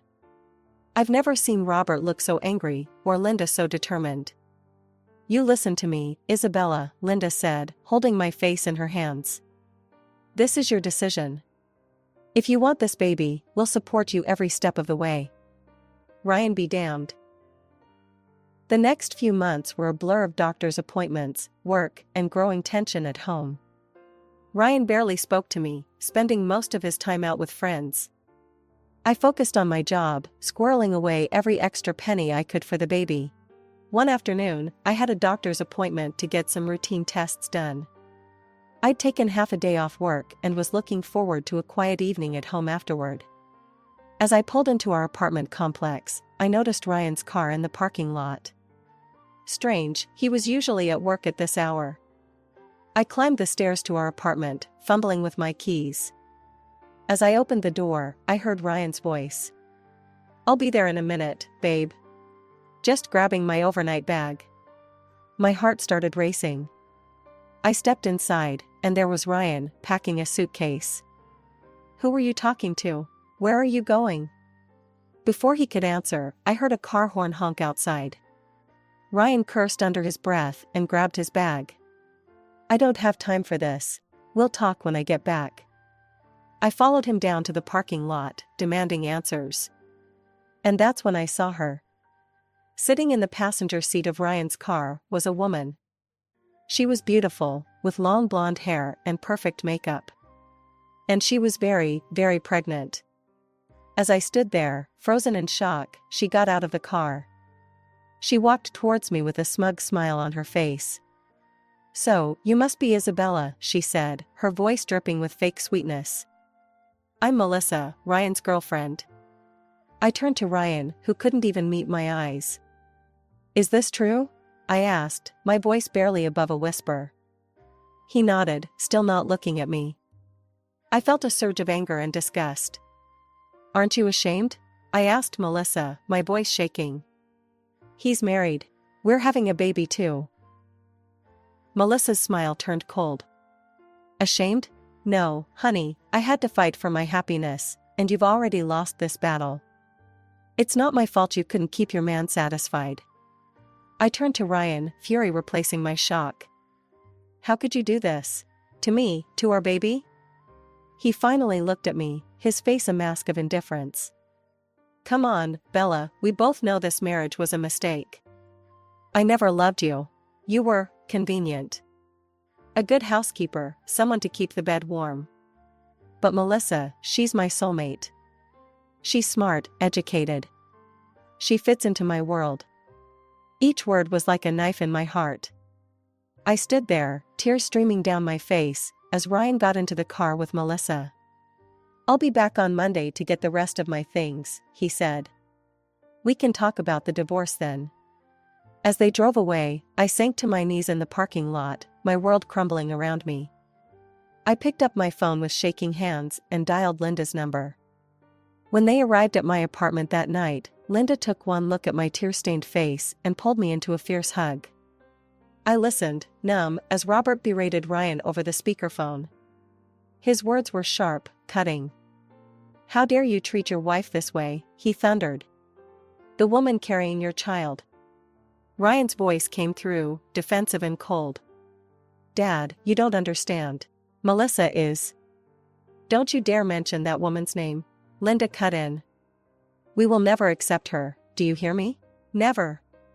There was a pause, then Ryan's voice, eerily calm. "Fine, I don't need your acceptance. I don't need you at all, I have Melissa now, and that's all I need."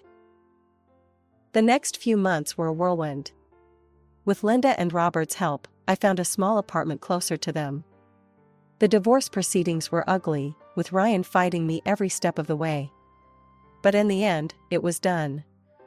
I was free of him, at least legally. When my daughter, Sophia, was born on a crisp autumn morning, it was Linda who held my hand through the labor. Robert paced the waiting room, every bit the nervous grandfather. Ryan refused to even see Sophia. When I took him to court for child support, he had the audacity to demand a paternity test. I agreed, knowing the truth. The results came back, confirming what I already knew: Sophia was his. The court ordered him to pay alimony, but I knew better than to count on his support. The years that followed were challenging, but also filled with unexpected joy. I threw myself into my studies, finally earning my degree in information technology. At work, my dedication paid off with a promotion to senior editor. But the real blessings were Linda and Robert. They embraced their role as grandparents with a fervor that sometimes brought tears to my eyes. Weekends were filled with trips to the park, family dinners, and impromptu movie nights. They were the family I'd always dreamed of, and Sophia adored them. 5 years flew by in a blur of bedtime stories, scraped knees, and proud moments. Sophia was growing into a smart, kind little girl, with her grandmother's smile and her grandfather's curiosity. Then, one ordinary Tuesday, everything changed again. Robert collapsed at home. The diagnosis was grim: advanced pancreatic cancer. The doctors gave him months, maybe weeks. I threw myself into helping Linda care for him. Work, Sophia, my own needs, everything took a back seat. Robert had been more of a father to me than my own had ever been, and I was determined to be there for him until the end. Despite our best efforts, despite the treatments and the prayers, Robert slipped away from us 3 months later. I held Linda as she wept, feeling as though I'd lost my own father. At the funeral, I stood between Linda and Sophia, our hands linked. Ryan didn't show up. I hadn't really expected him to, but his absence was a stark reminder of how far he'd fallen. As the weeks passed, Linda's health began to decline rapidly. The loss of Robert seemed to have drained her will to live. She became frail, often confused, and prone to long bouts of silence. The solution came to me that night as I lay awake, worrying. The next morning, I called my boss and arranged to work remotely. Then I packed up Sophia and our essentials and moved into Linda's house. Our new routine took some adjusting. I hired a nurse to care for Linda during the mornings while I worked on my video editing projects. In the afternoons, Sophia and I would take over. We'd read to Linda, help her with her physical therapy exercises, or simply sit and reminisce about happier times. Weeks turned into months. Linda had good days and bad days. On the good days, we'd sit in the garden, enjoying the sunshine and each other's company. On the bad days, I'd hold her hand as she cried for Robert, for the son she'd lost long before his father's death. One sunny afternoon, Sophia and I returned from a walk to find a man in a crisp business suit leaving the house. My heart raced, fearing the worst. "Linda?" I called out as we entered. "Is everything okay?" She was sitting in her favorite armchair, looking tired but composed. "Everything's fine, dear. That was just Mr. Harrison, my lawyer. I needed to discuss some legal matters with him." I nodded, not pressing for details. If Linda wanted to share, she would. "All right, how about some tea?" 3 weeks later, Linda passed away in her sleep. With shaking hands, I dialed Ryan's number. When he answered, I struggled to keep my voice steady. "Ryan, it's Isabella. Your mother passed away this morning." There was a long pause, then Ryan's voice, cold and detached. "Well, I can't say I'm surprised or particularly upset. That woman made her choices. Look, I'm not coming to the funeral. Just let me know when the will reading is scheduled." On the day of the funeral, the church was packed. Linda had touched so many lives, and it showed. As I stood at the pulpit to deliver the eulogy, with Sophia holding my hand, I looked out at the sea of faces. Friends, neighbors, colleagues, all there to say goodbye to a woman who had loved so fiercely and been loved in return. Ryan's absence was a palpable void, a reminder of the tragedy that had torn this family apart. But as I began to speak, sharing memories of Linda's kindness, her strength, her unwavering love, I realized something profound. Family isn't always about blood. Sometimes, it's about choice. And Linda had chosen to love me, to love Sophia, even when her own son had turned his back on us all. As we laid Linda to rest beside Robert, I made a silent promise. I would honor her memory by living with the same love and grace she had shown me. And I would make sure Sophia grew up knowing the incredible grandparents she had been blessed with, even if their time together had been all too brief. A few days after we laid Linda to rest, I received a call from Mr. Harrison, Linda's lawyer. "Mrs. Thompson, it's time to read the will. Can you come to my office tomorrow at 10 a.m.? I've already contacted Mr. Thompson. He'll be there." The next morning, I arrived at the law office, my stomach in knots. I took a deep breath and walked in. Ryan was there with Melissa, both dressed expensively and wearing matching scowls. Melissa's eyes raked over me, her lip curling in disdain. "Let's begin," Mr. Harrison said, opening a folder. As he read, I watched Ryan's face. At first, he looked bored, then confused, and finally, as realization dawned, furious. "This can't be right," he interrupted. "Read it again." Mr. Harrison sighed. "Mr. Thompson, it's quite clear. Your mother has left all her property, including the house, to Isabella Thompson and her daughter, Sophia." Ryan rounded on me. "You," he snarled. "You manipulated my mother, you gold-digging scum. Well, enjoy it while you can. I'm kicking you out of that house today." As they stormed out, Melissa paused at the door. "You might have won this round," she hissed, "but trust me, we're not done." I sat there, shell-shocked, as Mr. Harrison explained the details of the will. It wasn't just the house. Linda had left everything to Sophia and me, her savings, her investments, everything. "She wanted to ensure you and Sophia would be taken care of," Mr. Harrison said gently. Linda loved you both very much." Tears welled up in my eyes. Even after she was gone, Linda was still looking out for us. But Ryan was true to his word. The harassment started that very night, incessant phone calls, threats, promises to destroy me. I changed my number, but it didn't stop. Then came the intimidation. Men would approach us on the street, making vague threats about paying what we owed. Sophia was terrified, clinging to me whenever we left the house. One day, as a man was making his usual threats, I discreetly hit record on my phone. As soon as he left, I went straight to the police station. The investigation moved quickly. With my recording and testimony, along with statements from neighbors who had witnessed the harassment, the police built a solid case against Ryan. When confronted with the evidence, Ryan's hired thugs quickly turned on him, confirming he had paid them to scare us. I'll never forget the look on Ryan's face when the officer slapped the handcuffs on him. In the end, I was granted a restraining order against Ryan. He wasn't allowed within 500 feet of Sophia or me, or to contact us in any way. That night, as I tucked Sophia into bed, I looked around the room that had once been Linda's sewing room. Now it was filled with stuffed animals and children's books, a testament to the new life we were building. "Grandma and Grandpa are watching over us," Sophia mumbled sleepily, clutching the teddy bear Robert had given her on her 3rd birthday. "Yes, they are," I whispered, kissing her forehead. "And they'd be so proud of you, my brave girl." Life had finally settled into a peaceful rhythm.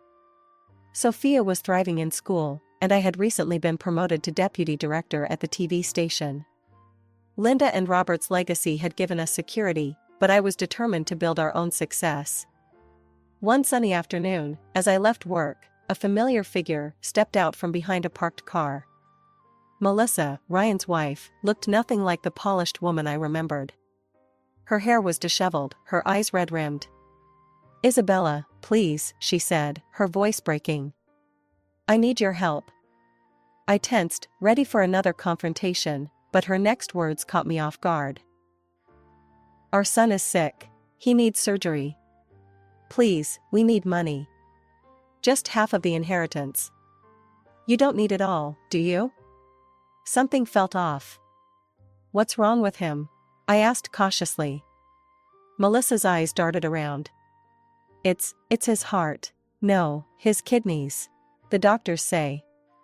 As she fumbled through her explanation, I remembered our first encounter, her smug smile as she declared victory in our battle. A cold clarity washed over me.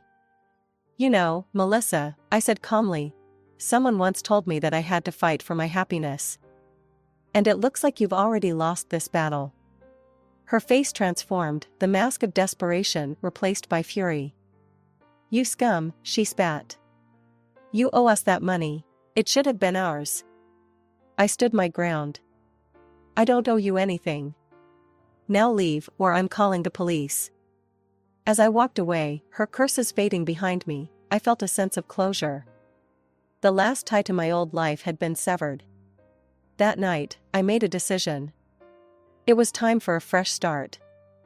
I sold Linda's house and bought a new one in a different neighborhood. Somewhere Ryan and Melissa wouldn't find us. Now, as I sit in our new living room, watching Sophia do her homework, I'm filled with gratitude. Gratitude for Linda and Robert, who loved us unconditionally. Gratitude for the strength I found within myself. And yes, even gratitude for the hardships that led me here,